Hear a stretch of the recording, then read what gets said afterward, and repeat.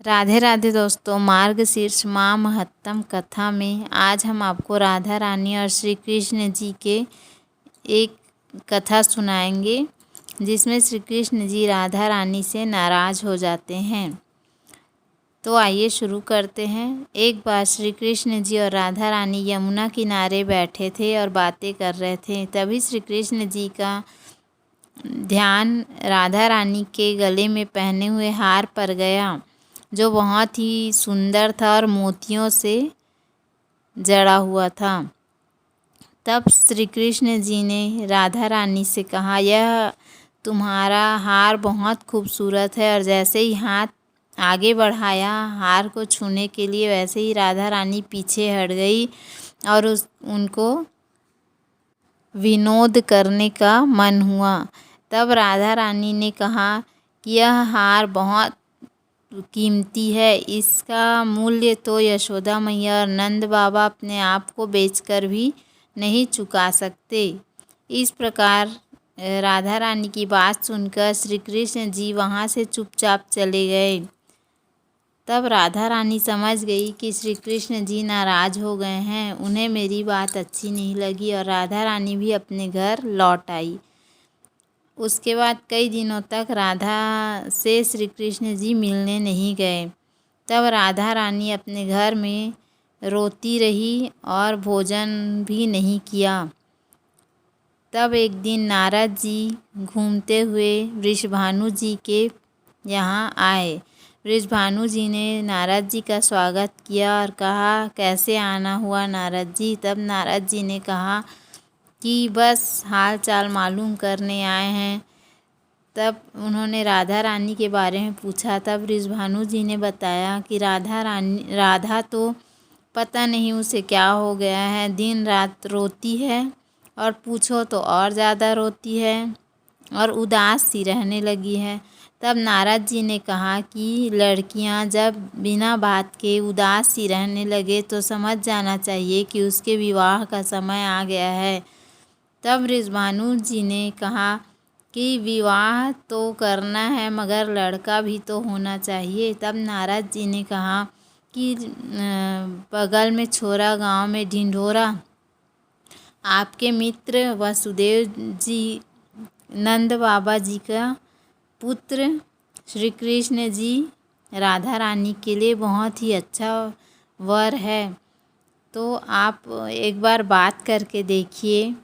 तब एक पत्र तैयार किया गया जिसमें लिखा था कि यदि हम विवाह की स्वीकृति हो तो उत्तर दें।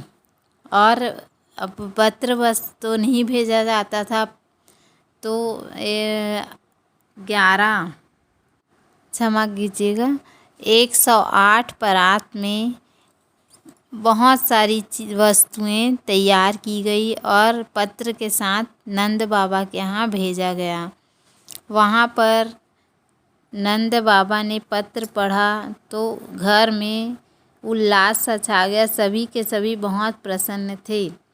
यशोदा मैया के खुशी का ठिकाना नहीं था। और इधर बलराम और श्री कृष्ण जी आंगन में घूम रहे थे, वे भी प्रसन्न थे मगर दिखा नहीं रहे थे। और कृष्ण जी कनखियों से सारी सामग्री जितनी भेजी गई थी सबको देख रहे थे और अंदर से बहुत ही प्रसन्न थे।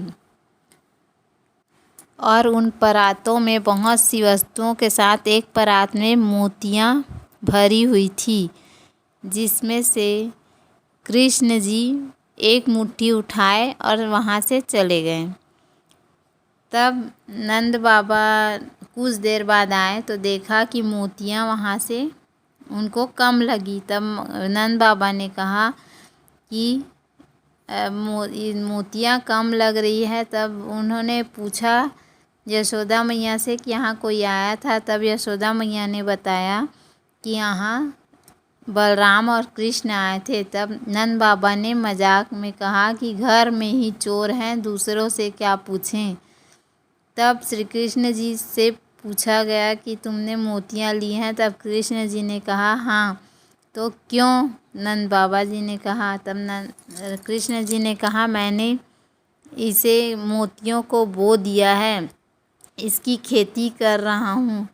तब नंद बाबा ने कहा, कहाँ? तब कृष्ण जी ने उन्हें ले जाकर घर के पीछे दिखाया। वहाँ पे ढेर सारी मोतियाँ